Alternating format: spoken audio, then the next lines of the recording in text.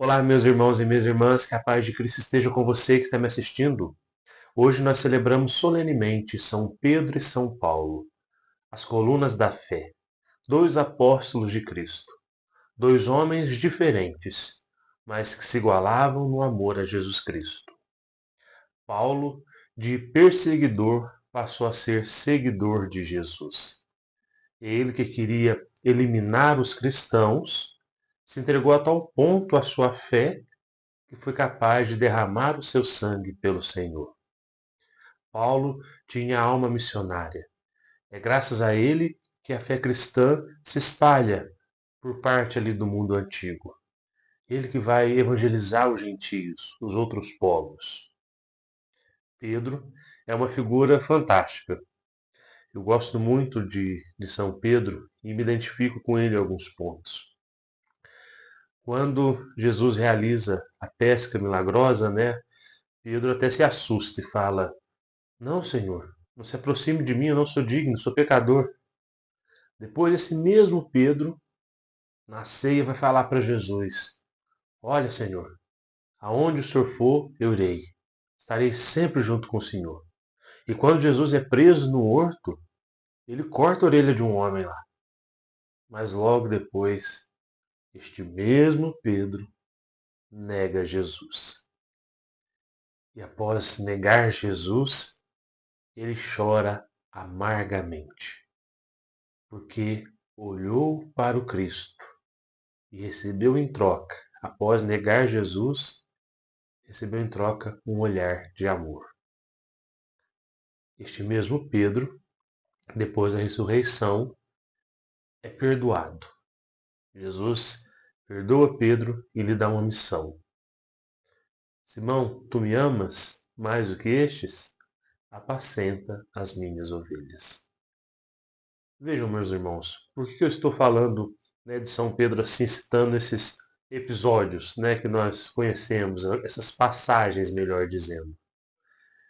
Porque a caminhada de Pedro não foi perfeita por causa de Pedro, mas ela foi correta graças à misericórdia de Deus.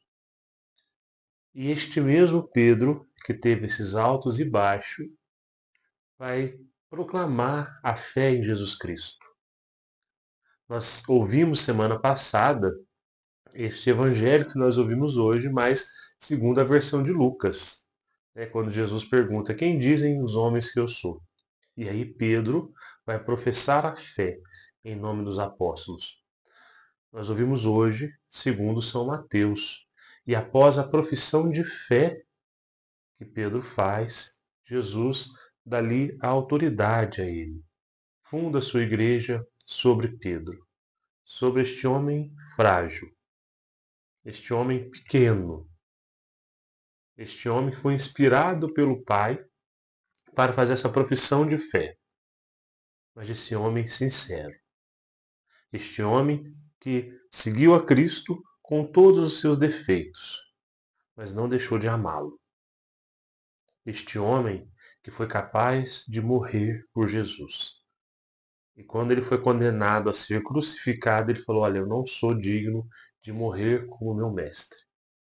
Então, viraram a cruz de São Pedro de cabeça para baixo.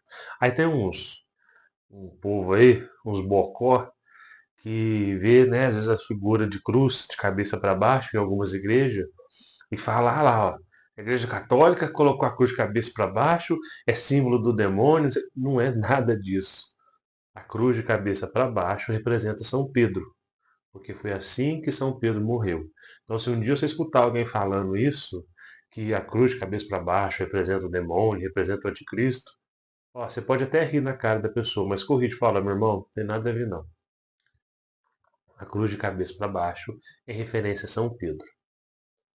Então Pedro, né, após essa profissão de fé, é escolhido como o primeiro Papa da Igreja. E na primeira leitura, nós vemos que quando Pedro está preso, a Igreja reza por ele. E esta é a nossa missão como cristãos: rezar pelo Papa, rezar pelo sucessor de Pedro. Nós não estamos falando de um prefeito, que governa ali uma cidade. Nós não estamos falando de um governador ou de um presidente, nós estamos falando do Sumo Pontífice, do Santo Padre, do Papa, sucessor de São Pedro, líder da Igreja Católica, da Igreja inteira, do mundo inteiro. Então você imagina o peso que o Papa traz sobre os ombros, ser responsável por conduzir a Igreja de Cristo. É claro, eu já disse aqui, quem conduz a Igreja é o Espírito Santo. E até por isso que Jesus funda a Igreja sob Pedro. É para mostrar que a figura principal da Igreja não é Pedro, mas é aquela pessoa que foi objeto da fé de Pedro, ou seja, o próprio Cristo. É o próprio Cristo que é o centro da Igreja. É o próprio Cristo que conduz, que santifica, que fortalece a Igreja. Meus irmãos, rezemos pelo nosso Papa Leão XIV, para que o Senhor lhe dê sabedoria, para que o Senhor lhe dê um pontificado santo. A nossa posição enquanto igreja, enquanto cristãos, é rezar pelo nosso Papa, confiando que o Senhor não irá desampará-lo. Que o Senhor nos abençoe, nos livre de todo mal e nos conduza à vida eterna. Amém.